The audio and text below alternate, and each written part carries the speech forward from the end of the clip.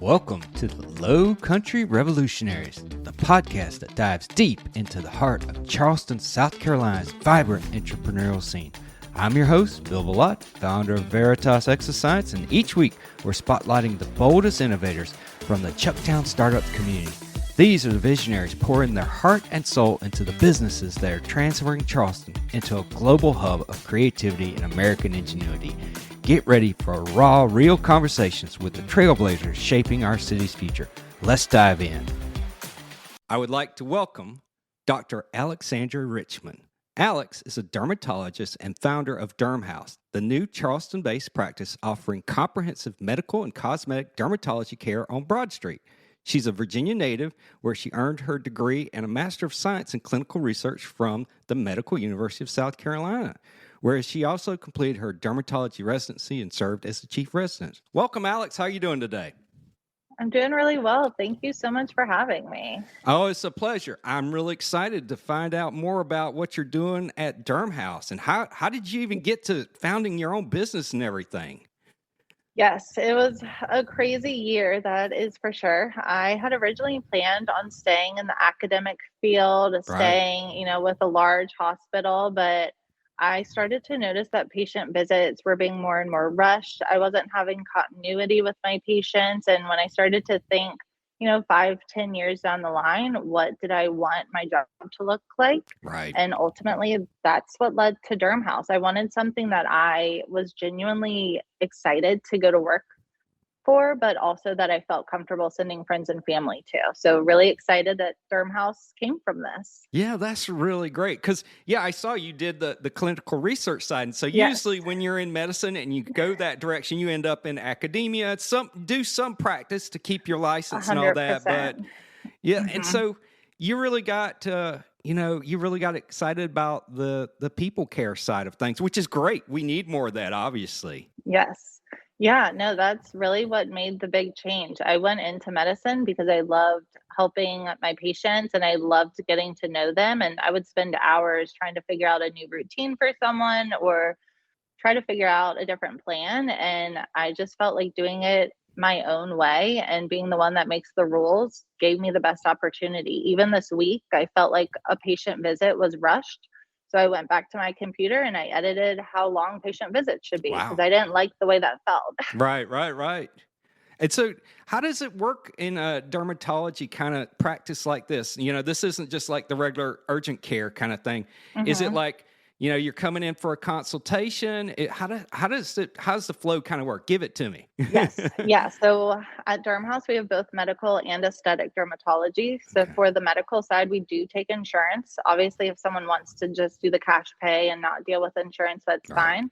But for your skin checks, acne, hair loss, we run insurance and you have a normal patient visit, but I try to space it out to where you're not being rushed or you're not seeing 10 people in the waiting room. Right. And the nice thing is that having everything in this one building, while we're doing a skin check, I can start talking about cosmetic treatments. Or if a patient's like, I really don't like this brown spot, what can we do? We can have that visit. Oh, wow. And I also have a great team. I have some incredible nurses and estheticians, and I also do some of the aesthetic procedures. And so we can come up with a great consultation and we're not sending them to multiple people to have things done. We're just discussing it in the room. And if I need to pull one of my nurses or my esthetician mid-meeting, we do. And we just have a chat with everyone, which is nice. Right. And what do you deal with most of the time? I mean, I know we have a lot of sunshine down here. And so that, concerns about skin cancer probably is one of the big things. But what's kind of the makeup of the things you see most of the time? Yeah, it's been a good mix so far. Definitely the skin checks. People are concerned about certain spots, especially now that we're in August. People have had plenty of sunburns this summer. Yeah. And then also even hair loss and acne and just wanting to feel more refreshed. People are feeling kind of run down and they feel like their skin is showing that. And so we're coming up with really good cosmetic plans. Yep. And, here's a fact that I know, with my little biology background, the biggest organ in the body is the skin. So you've got to deal with the biggest organ in the body here. So most people don't get, maybe they do, is that the skin is different all over your body. The skin is not like homogeneous from your soles to the top of your head. How do you deal with all of that? Yeah, I really try to first look kind of all over to see what's going on. And then we kind of pinpoint certain areas that we're really bothered by or that the patient is noticing. And we try to get a good history and go from there. I think, like you said, it's important to realize that the skin on our hands and maybe on our chest and neck aren't the same. And so when it comes to a treatment plan, a lot of times I'm having to come up with multiple plans to Right. accurately treat certain areas. And so it can make it confusing at times, but I think just having that time to explain it to the patient so they really understand why we're ordering two different medications or doing two different things, it really helps. Right, right. And you were talking a little bit about like not just the medical side, but the aesthetic side. What's that? Mhm. Is that like massages or is it just facials? What is So, it? yeah, so my esthetician, Erin, she's incredible. She does facials, chemical peels, microneedling, and then we also have lasers, Wow. neuromodulator, so Botox, Dysport, things like that, and then also filler. So we have a wide variety for our patients, which is great. That's amazing. That's amazing. So, you know, if someone's thinking about like, well, maybe I need to go see somebody about this thing, or I'm just Mhm. not really pleased with the way things are right now. How does this kind of start? They just schedule a visit? Do they have to get referred? How do they get to you? So yes, they can schedule with us, which makes it really easy. So they can either go online to dermhaus.us and make an appointment online. They can also give us a call and they can also message us. I Oh, great. really try to be available to my patients and we are open every day, which is another unique thing about a dermatologist. So we're here Monday through Friday, 9 to 5, and Saturday, Sunday, 9 to 12. Oh, wow. That's great. Yeah, usually you don't get weekend hours and stuff, especially with Yes. dermatology. So that's amazing. Yeah. Thank you. And Really trying to make a difference. And so you're on Broad Street. So that I don't know Charleston as well as I probably should. I've only been here since 21, so forgive me. Is that like downtown, or where is that? Yes, so it is downtown, but the reason I chose this location, you just hop off of the crosstown, take Lockwood, and you're right there. So you Oh, don't have nice. to get into the craziness of downtown. We're Right. on the other side, opposite of King and East Okay. Bay, and we have parking, which is another unique That's thing about huge. downtown. Yeah. Yes. Our first 90 minutes are free, and for patients that are here longer, we have a code that way they don't have to pay for parking. So that's a huge plus to this location. Nice, nice. Now, I have to ask the other question, which is, so is this for men also? Because when I hear dermatology, most time it's like, okay, teenagers and usually women. Mhm. Do men come in Right. too for this? Yes, I've been shocked and shocked in a good way at how many men have already come to Dermhaus because our team is all women. And so I was nervous. People would Right. just assume it was for women, but I've already had men come in for their skin checks or for spots they're concerned about. Not as many have come for the aesthetic side, but we've already had some that have been bothered by all the sun damage they've had over the years and want to talk treatment options. Right. And so I'm really hoping that will grow because they obviously have skin too and they spend a Yes. lot of time outside.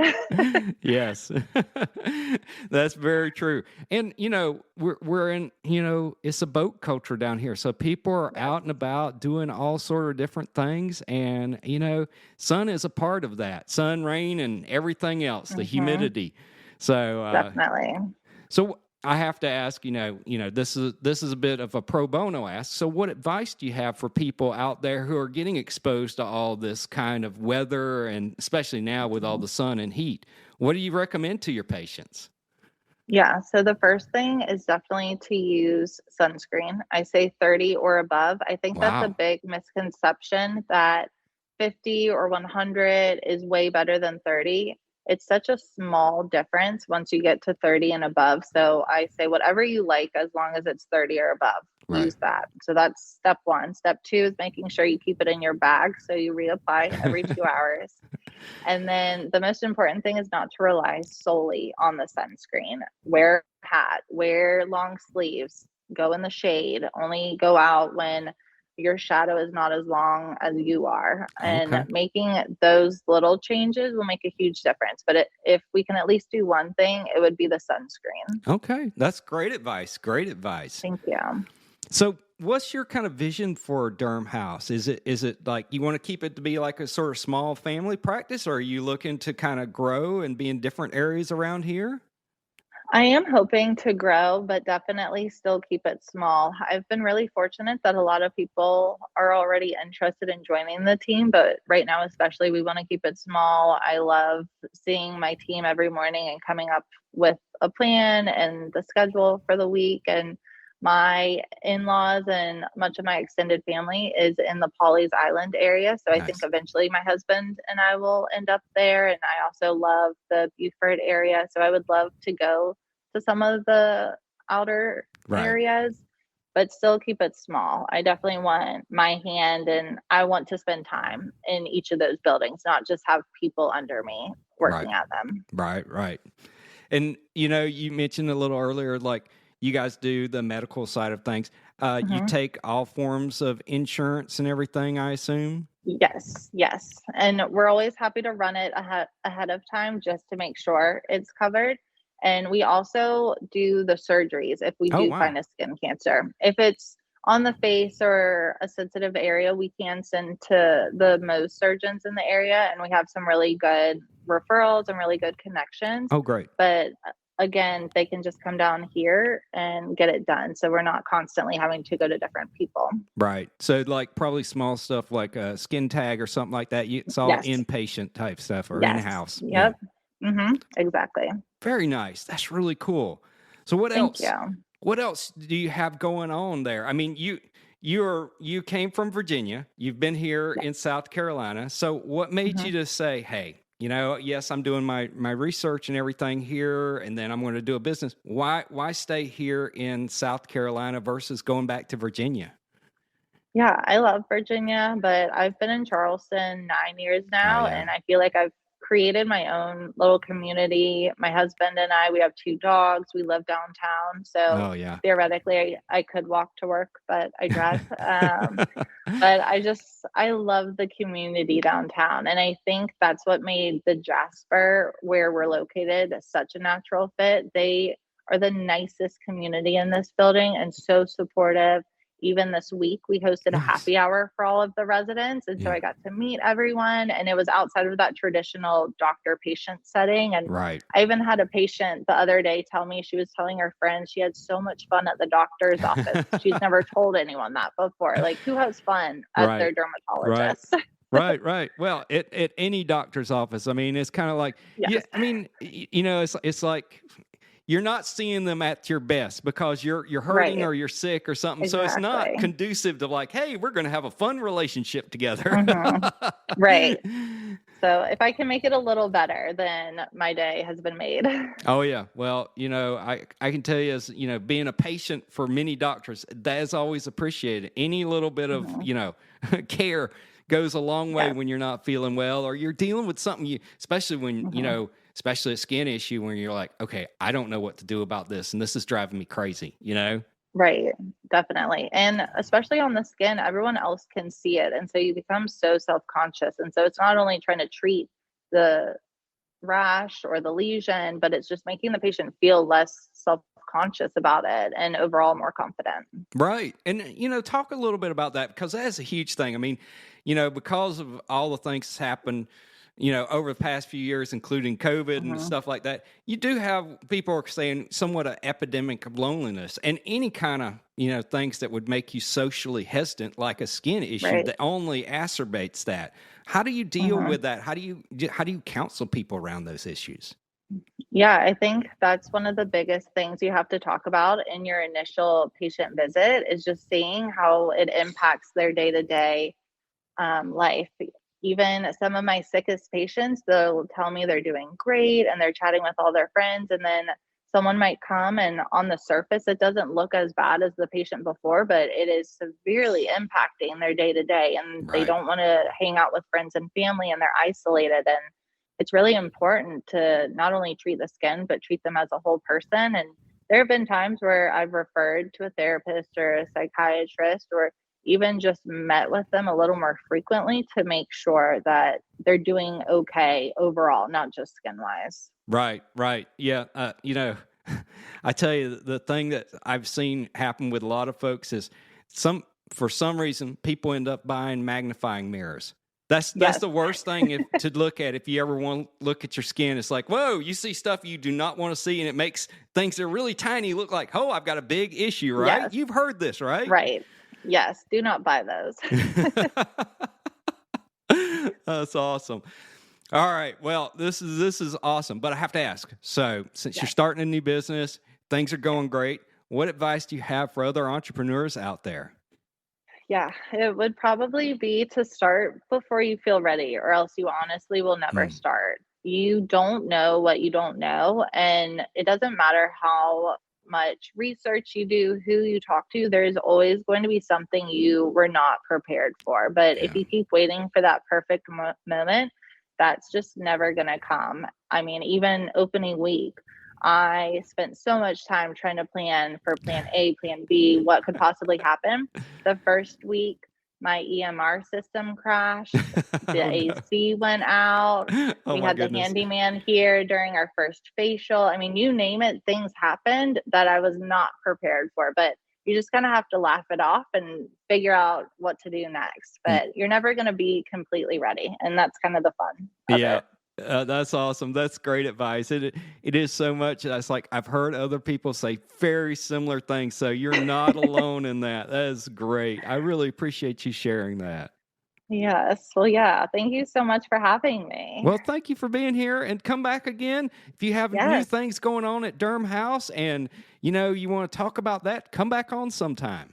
I'd love to. Thank you. Thank you. That's a wrap for this episode of the Lowcountry Revolutionaries. Thanks for joining us as we celebrate the fearless entrepreneurs making wave in Charleston's Chucktown Startups community. I'm Bill Billotte, and it's been an honor to share these inspiring stories with you. If you enjoyed this episode, subscribe, leave a review, and share it with someone who needs a spark of Lowcountry innovation. Until next time, keep pushing the boundaries of what's possible.